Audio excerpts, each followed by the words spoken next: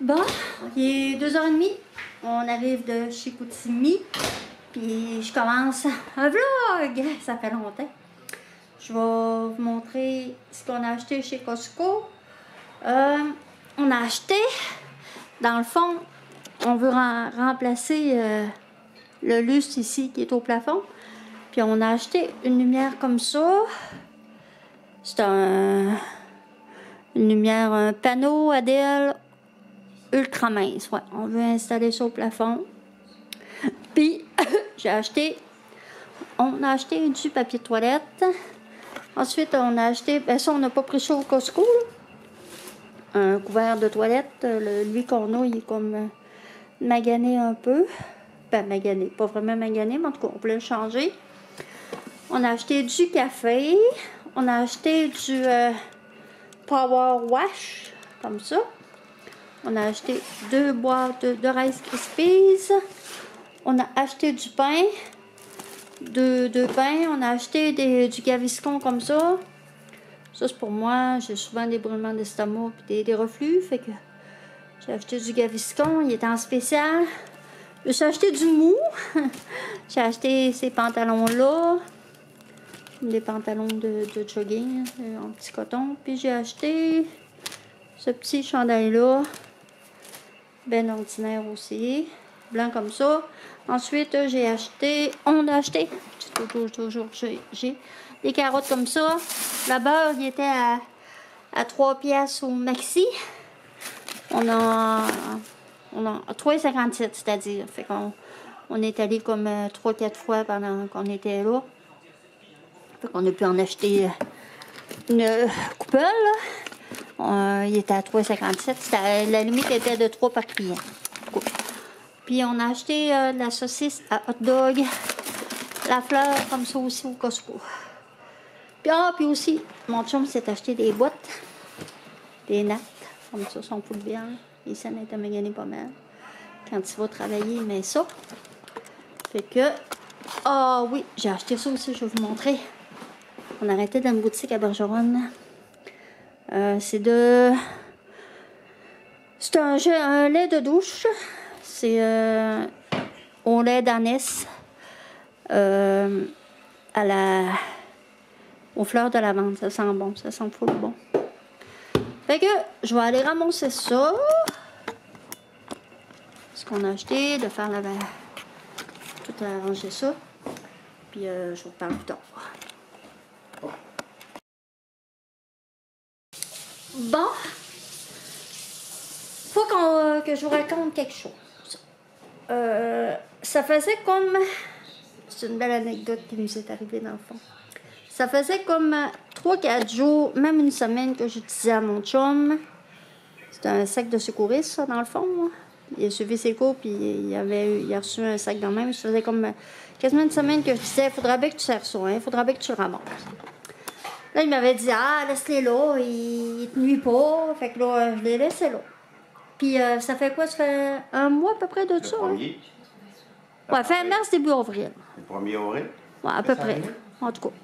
31? Il y a un camion qui a brisé ici en face, une vanne. Puis le monsieur, il s'est arrêté, ben c'était le soir, dans le fond. Dans la cour. Il s'est arrêté en face de la cour. Puis, il y avait une hausse de brisée. Fait que là, il était quoi, 6h, 6h30 peut-être? Vers 9h. Il a été là longtemps. Vers 9h. Il cogne à la porte, il rentre dans la maison. Il y avait toute la mansée. Fait que là, on lui demande c'est quoi qui s'est passé, tout ça. Il dit, je me suis coupé avec un Exacto, j'ai voulu arranger ma hausse. Puis il dit, là, il a passé douette. Fait que ça saignait vraiment, vraiment beaucoup. Dans le fond, il s'est coupé le bout du doigt. Net, fret, sec. Je vous le dis, là, il s'est même coupé un bout de l'ongle aussi. Il pouvait même pas faire de point. Il s'est vraiment, vraiment coupé le bout du doigt. Fait que là, il est entré dans la maison. On l'a assis sur on a un petit bain ici, là. On l'a assis là-dessus. Ben là, le monsieur, il est venu qu'il filait pas bien. Il se sentait étourdi. Fait que là, on l'a fait asseoir dans la chaise où je suis présentement. Puis là, mon chum, ben c'est ça. Il a sorti sa trousse. Il a fait un pansement. Puis là, on a dit au monsieur, il a bien été quasiment 1 heure ici, hein? Il était assis, plus qu'1 heure, ouais. Il s'est assis... ouais, c'est ça, il a attendu d'avoir pris ses sens, dans le fond. Fait que là, on a dit arrêtez à l'hôpital aux Escoumins, c'était environ 15 minutes d'ici. Eux autres, ils vont vous faire le pansement comme il faut, nettoyer ça comme il faut. Fait que là, 1 semaine après, on a reçu... grosse semaine. Grosse semaine après. Il nous a envoyé un petit texte. Faut que je vous demande. C'est toujours payant d'aider son prochain. Veux-tu le lire? Oui, c'est toujours payant, certain. C'est pour ça qu'on dit que dans la vie, quand tu rends service, tu es toujours récompensé. Oui, que ce soit... Pas de point de vue monétaire, je pense toujours par les autres. C'est gratifiant. Oui. Le monsieur, il m'a envoyé ça, puis c'est une carte, je vous remercie. En fin de compte, merci bien. Je suis profondément reconnaissant pour ce que tu as fait pour moi. Une chose est sûre, je n'oublierai jamais. Tout simplement merci pour ton aide précieuse. Ma blessure au doigt va prendre le temps qu'il faut pour guérir. Mais chose certaine, une bonne maison a été mise sur mon chemin et c'est vous. Merci. Jean-Yves, qui s'appelait le monsieur. Il était vraiment, vraiment sympathique, le monsieur. Puis en plus, c'était pas un monsieur qui venait de la place, il venait de... C'est dans le bout de la quai de chemin, je pense qu'il disait. La quai de chemin. Ouais. Fait que c'est juste pour vous dire que... C'est ça, il faut aider notre prochain, puis ça nous est toujours rendu, de toute façon, d'une manière ou d'une autre, là, je pense que... Encore du monde. Ouais. Puis nous autres, je pense qu'on fait partie de ceux-là.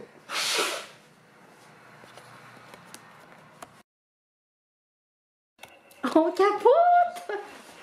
Hey, regardez la différence.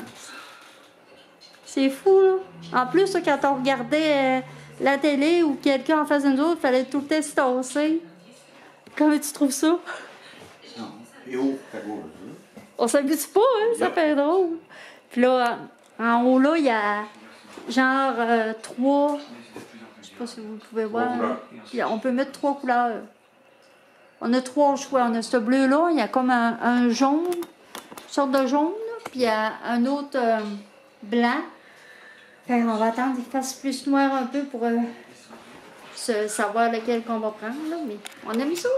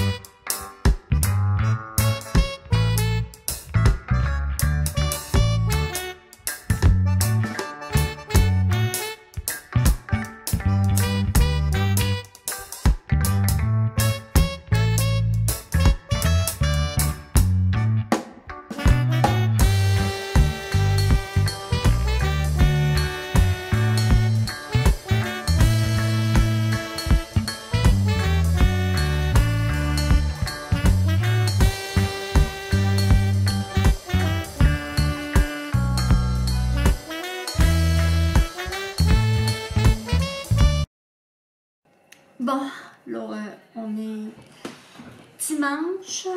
Mon chum vient de partir pour aller travailler. Il travaille de nuit, de 2h à 10h. On me voit-tu bien? Pas vraiment. Je vais essayer de passer la caméra un petit peu. Ah, comme ça, c'est pas pire. Bon, là, je vais vous parler de quelque chose. Je suis en sevrage. C'est-à-dire que je suis en sevrage de Xanax. Ça, dans le fond, c'est un médicament contre l'anxiété qui aide à dormir. J'ai commencé à prendre ça J'ai commencé à prendre ça en 2013, peut-être fin 2012-2013, suite à une dépression que j'ai faite. D'ailleurs, je vais vous mettre le lien en dessous ici. Une dépression que j'ai faite suite à 3 décès de proches, dans le fond. Dans l'intervalle de 6 mois, c'est-à-dire mon beau-père, notre meilleur ami, puis mon père. Fait que c'est ça, là, j'étais plus capable de dormir, je faisais de l'anxiété, c'est-à-dire, j'étais plus capable de dormir. J'étais capable, tu sais, je voulais juste dormir, justement pour pas penser à ça. En tout cas, finalement, le docteur m'avait prescrit ça contre l'anxiété. Ça, ce médicament-là, c'est une drogue. On reste accroché bien raide à ça. Assez que, là, ça faisait 10 ans presque que je prenais ça.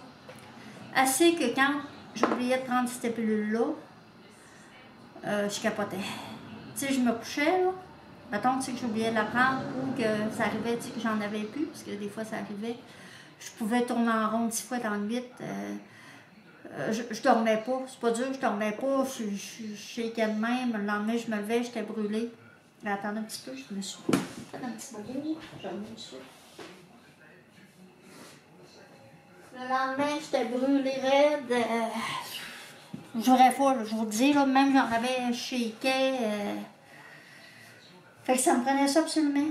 Si j'avais pas ça, je vivais pas. Fait que là, depuis plusieurs mois, mon chum me disait « Ah, tu devrais arrêter de prendre ça, tu devrais arrêter de prendre ça. » Mais moi, là, avoir su là, que c'était une drogue, là, j'aurais jamais voulu que le docteur me prescrive ça. Ben non, je voulais pas. Mais quand il me prescrit ça, moi, je savais pas, tu sais, que j'allais devenir aussi dépendante de tout ça. Fait qu'il m'avait prescrit des 0,5 mg. Je vais vous les montrer. C'était ces petites pilules roses là. Fait que c'est ça. Là, à un moment donné, j'étais allée voir, j'ai eu un autre médecin de famille. Puis là, j'y ai dit, je vais arrêter de prendre ces pilules-là. Il dit, là, je t'avertis. Et tu peux t'arrêter ça, mais tu pourras pas arrêter tout d'un coup. Là, il dit, t'arrêtes de prendre ça tout d'un coup. Là, il dit, c'est vrai que tu vas faire une dépression. Fait que là, il dit, on va y aller graduellement. Fait que c'est ça. Là, je suis rendue avec ceux-là. Des 0,25. Dans le fond, ce qu'il a fait, lui, il a appelé la pharmacie. Puis la pharmacie, eux autres, m'ont fait un calendrier. Ça fait un mois là, que je l'ai pris. C'est ça, un mois. Le calendrier il était étalé sur 1 mois et demi. Puis, dans le fond, les 2 premières semaines, c'était 1 comprimé et demi. La 2e semaine, c'était 1 comprimé. Puis là, présentement, je suis rendue à un demi-comprimé. Je vais juste vous montrer comme ça. Un petit peu. Je suis rendue à un demi-comprimé comme ça. C'était 2 semaines d'intervalle entre chaque coupure de pilule, si je pourrais dire. Fait que c'est ça. La première journée, quand j'ai coupé la première journée, j'étais fatiguée, le lendemain, j'étais à bout. Je filais vraiment pas bien. Je pensais que j'étais fatiguée à cause de la semaine que j'avais faite, mais non. Je me suis rendu compte que à chaque fois que je les coupe, le lendemain, mettons que c'est le lendemain, tu sais que j'ai pris la pilule, quand je la coupe, là, le lendemain, je suis fatiguée bien réelle. C'est pareil comme si je me sens amortie, je me sens pas bien. C'est comme si un camion m'était passé sur le corps. C'est pas compliqué. Mais je me suis dit, il faut pas que j'abandonne, faut que je continue. Tu sais, je suis trop bien partie, puis je suis vraiment, vraiment motivée à arrêter. Je dors moins bien. Ça, c'est sûr que je dors moins bien. Tu sais, je me réveille plus souvent. Puis là, j'appréhende le moment où je sais que je vais les arrêter complètement. Parce que dans le fond, il m'en reste pour 10 jours, une semaine un petit peu plus, en tout cas de 17 à 12 jours peut-être. J'appréhende le moment que je vais les arrêter complètement. Mais je suis motivée. Il faut que j'arrête ça. Tu sais, je me dis, je peux pas passer ma vie avec ça. Là. Puis des problèmes d'anxiété, mais tu sais, veux pas. Je suis anxieuse, mais pas au point d'être accro à ces pilules-là. Mais en tout cas, c'était sorte de pilule-là. Puis là, le médecin me dit, si tu n'es vraiment pas capable de dormir, je vais t'en prescrire une autre sorte. Ou tu deviens, tu sais, que tu ne seras pas accro. Tu sais, tu vas pouvoir, tu seras pas dépendante. C'est comme ça qu'il me dit ça. Dans le fond, je veux pas. Je veux pas parce que j'ai peur de devenir accro. Puis je me connais. Je sais que si je commence à prendre ça, je vais le devenir. Je le sens en tout cas. Fait que je veux pas. Fait que c'est ça. Là, il m'en reste une dizaine à prendre, mais j'ai confiance que ça va bien aller. Puis j'aimerais ça que vous m'encouragiez dans vos commentaires à continuer. Mais tu sais, j'ai confiance. J'ai vraiment, vraiment confiance. Je me dis que je suis capable de dormir sans ces pilules-là. En tout cas, à date, je dors moins bien, mais tu sais, je dors. Fait que c'est ça que je voulais vous raconter un peu. Mon expérience face au Xanax ou Alprazolam. On appelle ça comme ça. Fait que c'est ça. Je vais vous quitter là-dessus. J'espère que vous avez aimé mon petite vidéo, mon petit vlog. Je vlog moins souvent parce que j'ai moins de contenu. J'attendais d'en avoir un peu. D'ailleurs, j'avais hâte de vous parler. Fait que si vous avez aimé mon vidéo, ben mettez-moi un petit pouce comme d'habitude. Puis je vous aime beaucoup. On se revoit bientôt. Bye bye.